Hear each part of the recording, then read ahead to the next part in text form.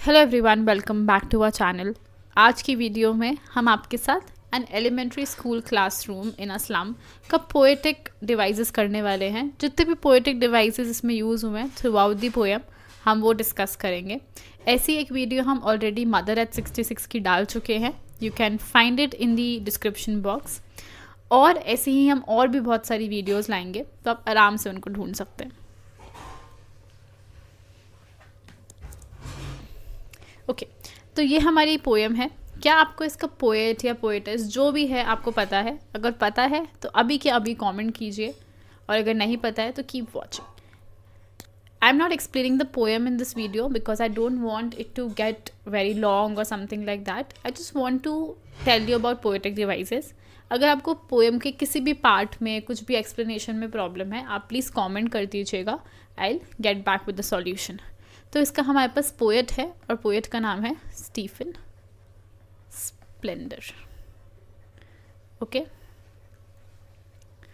Alright, अब हम सीधा चलते हैं पोएटिक डिवाइसेस पे। तो पहला पोएटिक डिवाइस क्या है इसमें? एसोनेंस। एसोनेंस क्या होता है?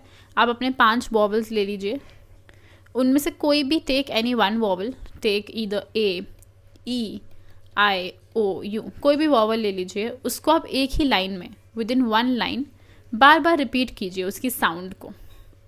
ओके, जैसे यहाँ पे ई की साउंड है, बेल्ड फ्लारी, तो ई ई ई। ट्रायोलीज वैली, ई ई ई। तो एक ही साउंड को अगर आप थ्रू आउट द लाइन बार बार रिपीट करते हैं और वो वॉवल की साउंड है, तो उसे हम एसोनेंस बोलेंगे। Okay, alright. सेकेंड है हमारे पास मेटाफर। मेटाफर में क्या इंपॉर्टेंट है कि आप कंपेयर कर रहे हैं। तो अब आप बोलेंगे कंपेयर तो हम सिमिली में भी करते हैं, तो इसमें फ़र्क क्या है? कंपेयर करते हैं बट हम ना ही लाइक यूज़ करते हैं और ना ही हम एज वर्ड यूज़ करते हैं। ठीक है, जैसे फॉर एग्जांपल अगर मैं बोलूँ रैट आइज़, तो यहाँ पे मैं उस बच्चे की जो आइज़ है वो रैट की आइज़ से कंपेयर कर रही हूँ। मैं उनकी क्वालिटीज़ को कंपेयर कर रही हूँ, बट ना ही मैंने लाइक यूज़ किया है और ना ही मैंने एज यूज़ किया है। तो जैसे सा क्रीम वॉल्स, तो मैं क्या बताना चाहती हूँ कि जो वॉल्स हैं वो डल हैं, बट मैंने ये नहीं लिखा कि दे लुक लाइक सा क्रीम, मैंने बोल दिया बस सा क्रीम वॉल्स। आप खुद ढूंढो। तो मेटाफर थोड़ा मुश्किल होता है सिमिली से ढूंढने के लिए, but with practice you can obviously understand it. Future of the kids is described as limited, narrow street sealed with a lead sky. तो यहाँ पे उन्होंने क्या किया है, जो उसका स्काई है उसको क्या बताया कि जो फ्यूचर है दैट्स लिमिटेड। तो यहाँ पे कुछ भी क्लियरली नहीं लिखा होता मेटाफर में, तो you have to use your understanding and then figure out कि वो क्या बोल रहे हैं, क्या कंपेयर कर रहे हैं।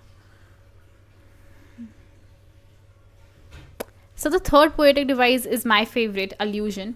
इसमें होता क्या है कि आप क्या करते हो, एक बहुत ही famous character, you take one very famous character, very famous personality, and you just randomly use it in your poem. आप उसको एक्सप्लेन नहीं करते हो, आप उसको इंट्रोड्यूस तो बिल्कुल ही नहीं करते हो एज अ कैरेक्टर। नो, आप बस बोल देते हो कि ये है। क्यों? क्योंकि आप मानते हो एज अ पोएट, आप मानते हो कि जितने भी आपके रीडर्स हैं उनको पता होगा इस कैरेक्टर के बारे में, या तो वो कैरेक्टर इज़ वेरी पॉपुलर। ठीक है, जैसे इस पोएम में शेक्सपियर का नाम लिया जाता है, ट्रायोलीज वैली का नाम लिया जाता है, पर हमें ना ही एक्सप्लेनेशन मिलती है, ना ही इंट्रोडक्शन मिलती है कि ये दोनों कौन हैं, क्या हैं, कहाँ हैं। बिकॉज वो आपसे एक्सपेक्ट करते हैं कि आपको अपने आप ही समझ आ जाए कि ये प्रॉपर नाउन्स हैं और ये कौन है। ठीक है,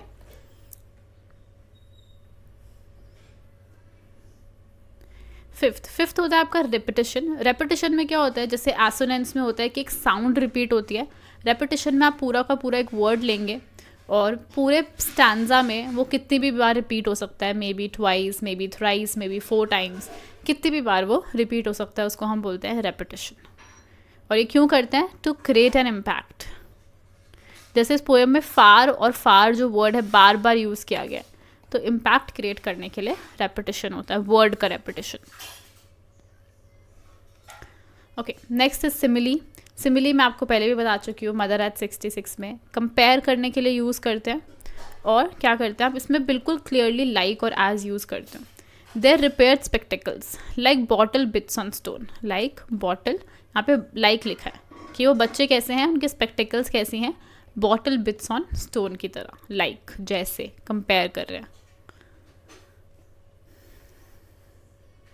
एलिट्रेशन में क्या होता है कि हमें एक साउंड चाहिए होती है एक ही सेंटेंस में, विद इन वन सेंटेंस, वो बार बार आनी चाहिए और वो भी स्टार्टिंग में, ऐसा नहीं कहीं पे भी.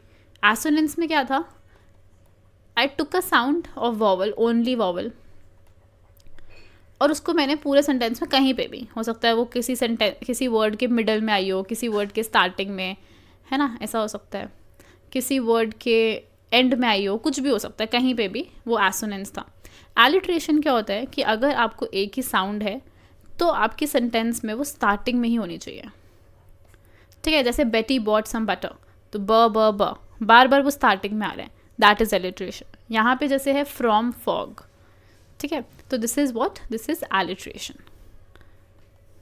तो इसमें आपको बहुत इंपॉर्टेंट है समझना. I will definitely come with a video where I will tell you guys कि क्या डिफरेंस क्या होता है, assonance, consonance, alliteration, anaphora, but आप अपने आप भी थोड़ा समझने की कोशिश करें. ठीक है, नेक्स्ट है हमारे पास एनाफोरा. एनाफोरा में हमें एक वर्ड चाहिए होता है, और वो वर्ड, मान लो ये आपका सेंटेंस नंबर 1 है, ये सेंटेंस 2 है, वो वर्ड दोनों साथ में सेंटेंसेस हैं, कॉन्सिक्यूटिव सेंटेंसेस हैं, उनको स्टार्ट कर रहा है वो. ठीक है, जैसे for example run a jar, run naked, तो यहाँ पे बिगिन हो रहा है हमारा सेंटेंस, और किससे बिगिन हो रहा है, रन से, बार बार. जैसे आप कोई पोएम पढ़ रहे हैं, उसमें बार बार जो सेंटेंस है वो ऐसे शुरू हो रहा है, डोंट, है ना. तो जो ये फर्स्ट वर्ड है वो क्या है, यहाँ पे स्टार्ट कर रहा है, इट्स स्टार्टिंग माई सेंटेंस, और starting my sentence which are place together, दोनों सेंटेंस साथ में होने चाहिए. ये नहीं कि एक पहला ये सेंटेंस है फिर लास्ट 5th सेंटेंस है, ऐसा नहीं होना चाहिए. फर्स्ट सेंटेंस, सेकेंड सेंटेंस, या फिर सेकेंड थर्ड सेंटेंस, वो बिल्कुल एक साथ होने चाहिए sentences. Then what do we have repetition. Repetition मैं आपको बता चुकी हूँ क्या होता है, तो let's just go ahead. Then we have rhyming scheme. Rhyming scheme में क्या है, हम कर चुके हैं ये भी इन मदराज 66, आप वहाँ पे जाके रेफ़र कर सकते हैं, बट मैं आपको फिर भी बता देती हूँ कि जैसे मान लो मैंने एक सेंटेंस लिखा, तो आप सेंटेंस के बिल्कुल लास्ट वर्ड पे जाओगे. जैसे फॉर एग्जांपल केयर, सेंटेंस के आप बिल्कुल लास्ट वर्ड पे जाओगे, लेट्स से हेयर. आप इसको बोलोगे यार केयर जो है इसको ए साउंड दे देते हैं हम, केयर हेयर सेम राइम कर रहा है तो उसको भी हम ए साउंड देंगे. सिमिलरली अगर आपके पास यहाँ पे होगा हैंड, तो हम उसको बी साउंड देंगे, क्योंकि वो केयर या हेयर से मैच नहीं कर रहा है. फिर लैंड, उसको बी साउंड, तो क्या हो गया, ए बी बी. जहाँ पे सेम साउंड होगी आप उनको सेम अल्फ़ाबेट से डिनोट करोगे. बट इस पोएम में क्या होता है कि सेम साउंड नहीं है. ठीक है, बिल्कुल फ्रीली लिखी गई है. फ्री वर्ड्स क्या होता है, no rhyming scheme at all, जहाँ पे आपको हर जो वर्ड है एंड वर्ड वो अलग है, A B C D E ऐसे करते करते हैं.